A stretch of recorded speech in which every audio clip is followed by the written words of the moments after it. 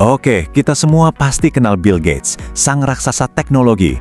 Tapi, pernah nggak Anda kepikiran kalau definisinya soal apa itu sukses ternyata berbalik 180 derajat? Nah, kali ini kita akan bedah bareng-bareng gimana cara pandangnya bisa berubah dan apa sih yang menurut dia benar-benar penting pada akhirnya? Coba deh, kita bayangin Bill Gates waktu masih muda, di awal-awal Microsoft berdiri. Gimana pola pikirnya waktu itu? Wah, dia sendiri bilang hardcore. Seluruh energinya, seluruh hidupnya cuma buat satu hal, software. Jadi kerja non-stop, nggak ada libur, itu bukan pengorbanan buat dia. Justru dia suka banget.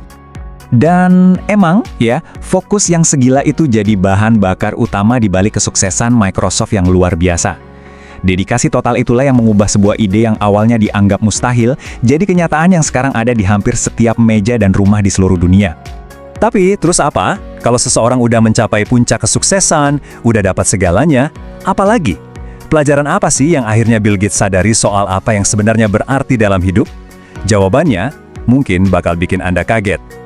Oke, untuk bisa ngerti perspektif barunya, kita harus mundur sedikit ke masa lalu. Yuk kita lihat lebih dalam ambisi dan pengorbanan apa aja yang dia lakukan di masa-masa hardcore itu. Jadi, idenya waktu itu, wah, kedengarannya radikal banget.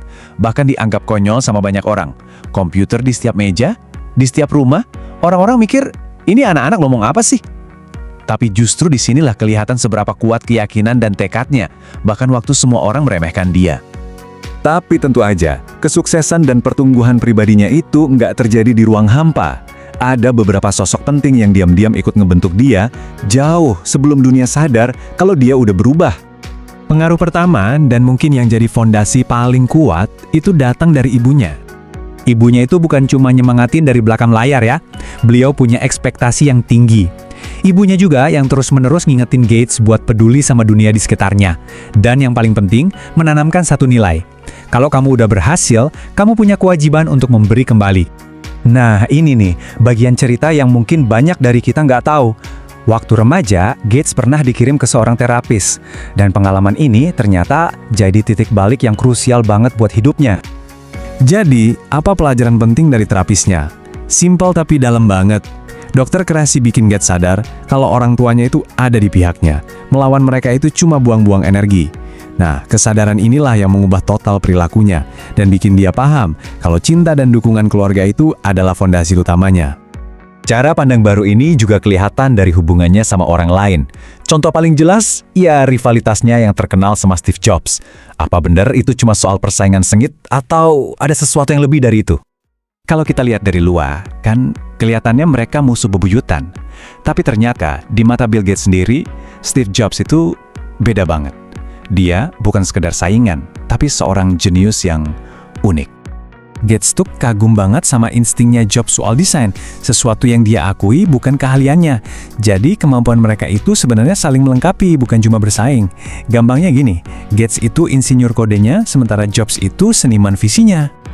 Dan di akhir-akhir hayat Jobs, obrolan mereka tuh jadi personal banget. Topiknya bukan lagi soal bisnis atau teknologi, tapi soal kehidupan, soal anak-anak mereka, penyesalan, dan juga rasa syukur. Ini nunjukin sisi manusiawi dari hubungan mereka yang selama ini nggak pernah kelihatan di publik. Dan dari sini kita masuk ke bagian yang paling personal, paling emosional dari perjalanannya, evolusi hubungannya dengan ayahnya. Ini sebuah pengakuan yang jujur dan kuat banget ya. Mungkin selama bertahun-tahun, dia nggak sepenuhnya sadar seberapa besar peran ayahnya. Baru setelah melihat ke belakang, dia benar-benar paham betapa dalamnya pengaruh sang ayah. Nah, di momen inilah kita lihat sisi lain Bill Gates yang jarang banget kelihatan, sisi rentahnya. Rasa cinta dan mungkin sedikit penyesalan karena terlambat menyadarinya, itu terasa banget. Kutipan ini benar-benar mengungkap inti emosional dari transformasinya, sebuah apresiasi yang mendalam untuk keluarga. Ayahnya itu benar-benar ada di momen-momen penting, bukan cuma sebagai sosok ayah, tapi juga penasihat bijak yang ngebantuinya di masa-masa sulit. Mulai dari masalah kecil di kampus, sampai pas dia lagi bingung sama klien pertamanya, bahkan sampai meletakkan fondasi buat kerja-kerja filantropi terbesarnya. Oke, semua pelajaran hidup ini akhirnya ngebawa Gates ke sebuah babak baru. Misinya sekarang didasarkan pada definisi sukses yang sama sekali berbeda dari yang dulu. Lebih dari 100 miliar dolar. Coba deh bayangin angka segitu.